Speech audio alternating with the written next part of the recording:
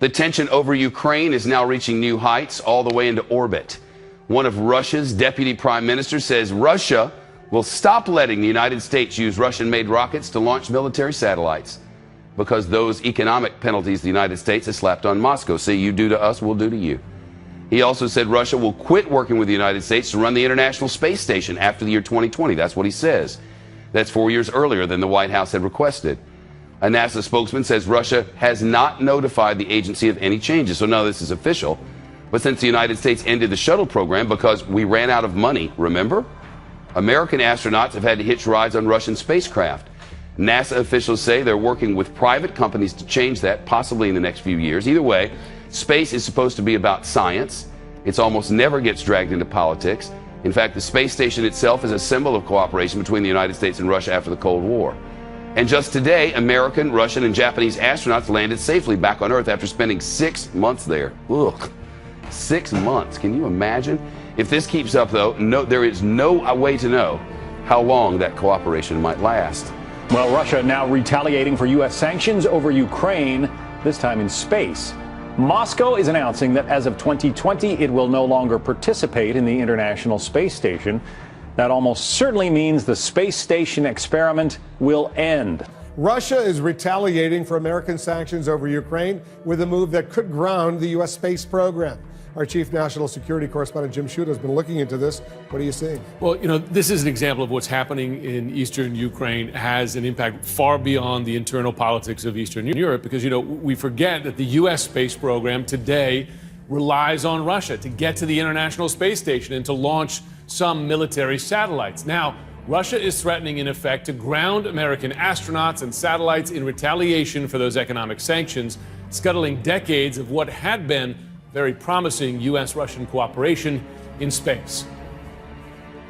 Given a final farewell. They were all smiles in the International Space Station this week, but could this be one of the last times that American astronauts and Russian cosmonauts journeyed together through space? And the International Space Station. Russian officials are taking the battle over Ukraine into orbit, vowing to abandon the space station 4 years early in 2020. And lift off. And banning Russian-made rocket engines to launch U.S. military satellites. The deputy prime minister even suggested astronauts instead use a trampoline. The final liftoff of Atlantis. And this is no small problem, because since NASA retired the shuttle in 2011, American astronauts have no other way up or down than hitching rides on Russian rockets.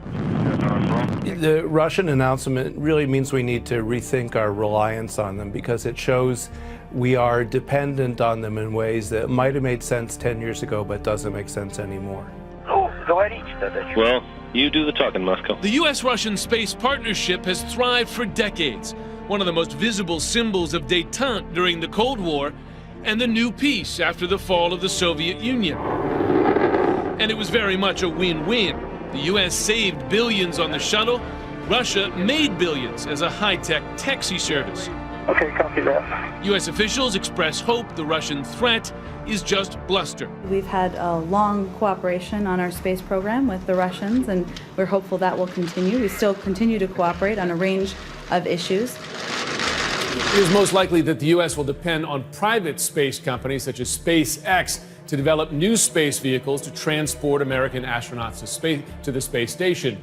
And as for Russian engines used to launch U.S. satellites, the U.S. has stockpiled engines that supply good for about 2 years of launches. That is some coverage, but you talk to a lot of analysts, and it is a reminder that they need a longer-term solution here. You cancel the space shuttle. You have these brewing tensions with Russia that don't seem like they're going in a good direction. They got to find a better way to get up to space. Serious problem. Yeah. Well, we begin tonight with the news that a Russian Proton rocket with an advanced satellite on board has crashed after liftoff. Russia launched the rocket with the mission of lofting the Express AM-4R telecommunications satellite into orbit. That launch took place at a space center in Kazakhstan. But in its third stage of liftoff, there was an unspecified failure. Russian publication RIA Novosti says the rocket could have crashed over the Altai Mountains or the Pacific Ocean, but its whereabouts are still undetermined. However, on a positive note so far, there are no reports of major damage or casualties. We'll continue to follow the story and bring you updates.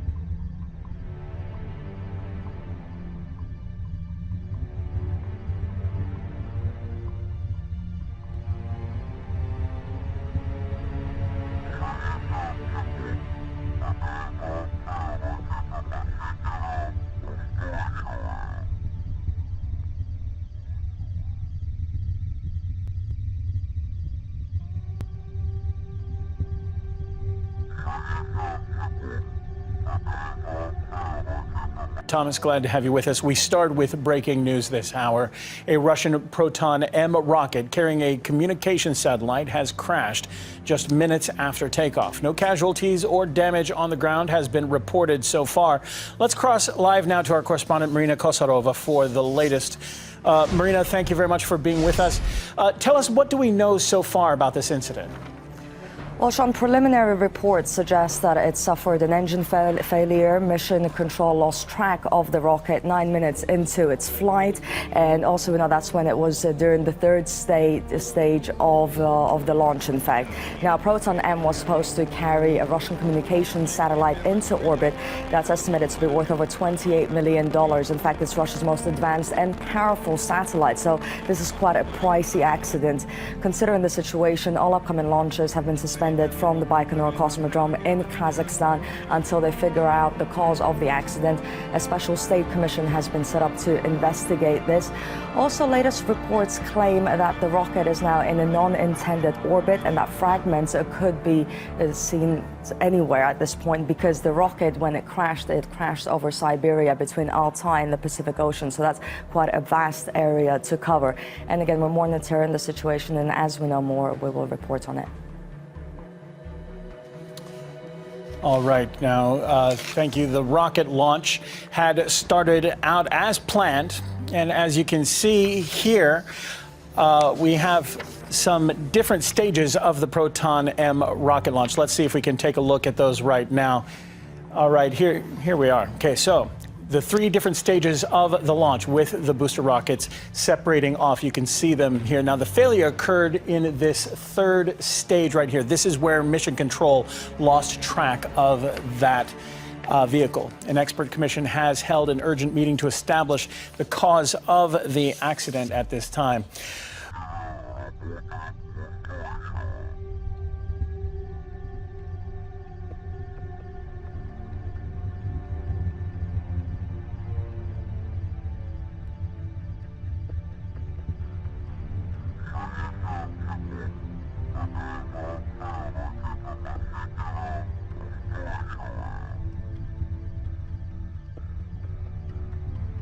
Well, Russia now retaliating for U.S. sanctions over Ukraine, this time in space. Moscow is announcing that as of 2020, it will no longer participate in the International Space Station. That almost certainly means the space station experiment will end. Phil Keating is live in Miami with more huge news here. The International Space Station, has 6 years left, Phil? Yeah, almost certainly that it will be the case if Russia does deliver on this threat announced yesterday. 13 years old, $100 billion invested, 15 participating nations, but in all practical senses, without Russia's cooperation, the space station as we know it dies. NASA budgets about $3 billion every year funding the space station and all the science up there. The U.S. wants to keep it going and alive until at least 2024. But the Russian side has the thrusters, which keep it in orbit and a proper attitude. The U.S. side controls the solar arrays, i.e. the power source. So really it takes both nations to keep it safe and operational. NASA's reaction so far, cautious. Quote, ongoing operations on the ISS continue on a normal basis. We have not received any official notification from the government of Russia on any changes in our space cooperation at this point. Of course, U.S. astronauts rely on the Russians to get up to the space station. That contract's good through 2017 and not affected by those moves from Moscow yesterday. Phil Keating in Miami. Just unbelievable that thing potentially could just burn up, but we'll see. 6 years is a long time away, I guess. Thanks, Phil.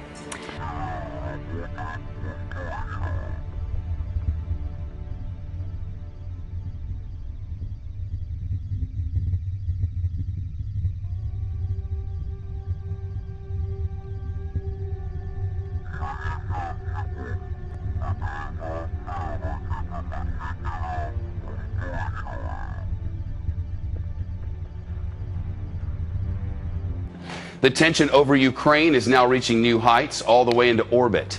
One of Russia's deputy prime ministers says Russia will stop letting the United States use Russian-made rockets to launch military satellites because those economic penalties the United States has slapped on Moscow. See, you do to us, we'll do to you.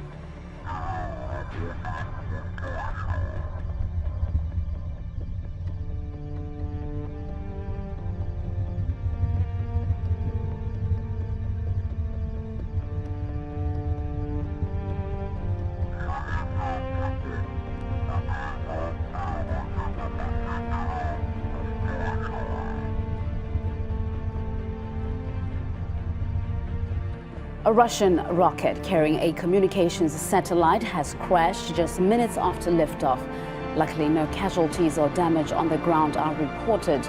Russia's Federal Space Agency has confirmed that the Proton M burned up in the dense layers of the atmosphere, but it says that some very small fragments could have reached the ground.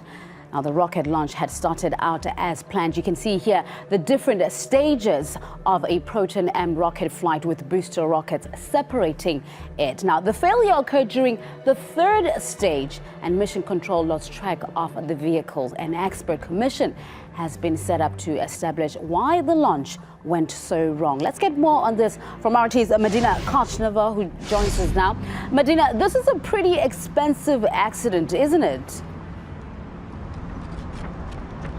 Yes, it's true. This is quite a pricing accident indeed, as we know that the Proton M rocket was carrying a Russian communication satellite into the orbit, and that particular satellite is estimated to be worth around $28 million. We also know that it is actually Russia's most advanced and most powerful satellite. Now, in terms of what caused the accident, at the moment, Russian Space Agency says that there was an emergency engine shutdown. Moreover, the Mission Control Center also lost track of the vehicle 9 minutes into its flight. Now, that's exactly when the rocket was in the third stage of its launch, and that's when the crash happened. Now, there are so far no reports of damage or casualties resulting from the rocket failure. The rocket itself burned up in the thick layers of the atmosphere. However, experts say that some of its fragments could have fallen between Altai and the Pacific Ocean. Now, all of its fuel also burned up in the atmosphere, including the toxic components that are used to power the Proton M rocket. Now, currently, all upcoming launches from the Baikonur Cosmodrome, which is located in Kazakhstan, have been suspended until they figure out what caused the accident. RT's Medina Kochneva, giving us a breakdown of what had happened there. Thank you.